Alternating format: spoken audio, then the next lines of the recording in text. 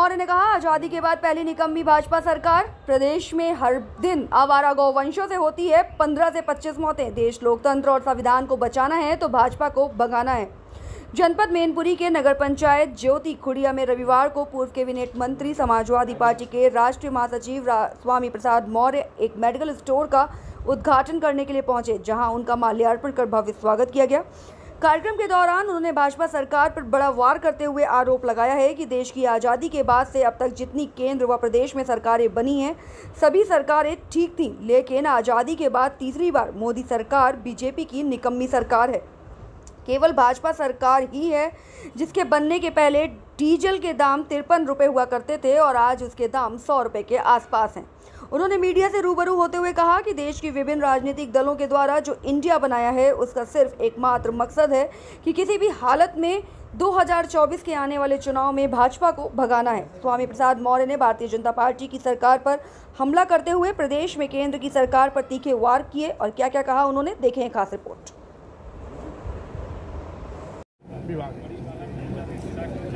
यानी भारतीय जनता पार्टी की सरकार आज केवल अदानी और अंबानी की तिजोरी भरने की चिंता में रहती है। देश की जनता के साथ क्या हो रहा है उसको न सोचने की वक्त उसको मिलती है, और जब सोचेगी नहीं तो समस्या निदान करने की भी बात नहीं आती है। तो इस तरीके से भारतीय जनता पार्टी सरकार ईस्ट इंडिया कंपनी बन गई है। ईस्ट इंडिया कंपनी तो अपने देश के प्रति वफादार थी, भारत को लूटती थी, लेकिन इंग्लैंड के खजाने में जाके जमा करती थी। मोदी की सरकार तो एक ऐसी ईस्ट इंडिया कंपनी से बढ़ गई है जो पूरे देश को लूटती है, और लूट का पैसा देश के खजाने में नहीं बल्कि अदानी और अंबानी की तिजोरी भरने में लगाती है। दुर्भाग्य है कि सबका साथ, सबका विकास, सबका विश्वास का नारा देकर के इन्होंने लोक लुभावन नारे के माध्यम से सबको साथ तो लिया, लेकिन जो भी इनके बहकावे में आया उसके विश्वास का इन्होंने कत्लेआम किया। आपकी बेटी के समाप्त किया है, काले कानून थे ब्रिटिश काल के, अब उसमें भी दिक्कत आ रही है।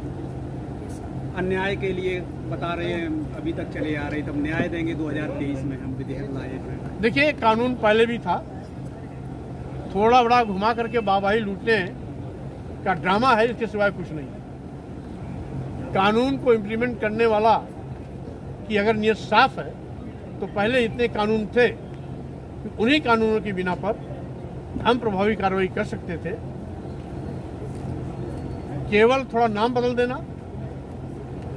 और उसमें से कुछ शब्दों का हेरफेर कर देने से नया कानून नहीं होता। किसान अपनी उपज को बेचने के लिए मजबूर होता है। यहां तक कि खाद है, बीज है, पेस्टिसाइड है, अन्य सभी प्रकार के रासायनिक है, उनकी भी कीमतें आसमान पर चढ़ गई।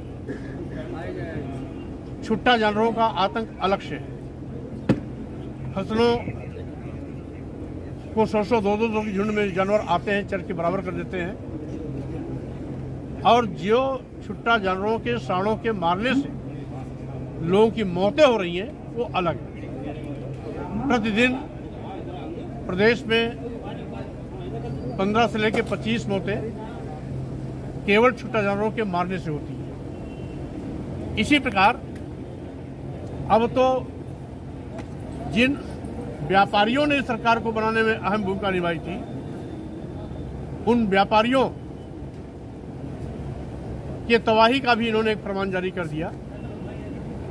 जीएसटी से संबंधित सभी प्रकरण ईडी को सौंपे जाएंगे। यानी अब लघु और मध्यम ग्रामीण क्षेत्र के, शहरों के जो मध्यम वर्गीय व्यापारी हैं, उनको भी शोषण का शिकार बनाए जाने का इंतजाम इन्होंने कर दिया है। ईडी को सौंपकर अब उनकी भी तबाही का रास्ता खोल दिया। यह पहली ऐसी असफल और निकम्मी सरकार है जिसने आजादी के बाद पहली बार सरकारी संपदा यानी सरकारी विभाग, राष्ट्रीयकृत परिसंपत्तियां बेच करके अपने चहेते उद्योगपतियों के हवाले कर रहे हैं। आज देश के सभी बंदरगाह, सभी एयरपोर्ट, एयर इंडिया, सभी रेलवे स्टेशन, कई दर्जन ट्रेनें, यहां तक कि LIC जैसी बड़ी संस्था जिसमें दसियों लाख लोग काम करते हैं, उसको अदानी के हवाले कर दिया।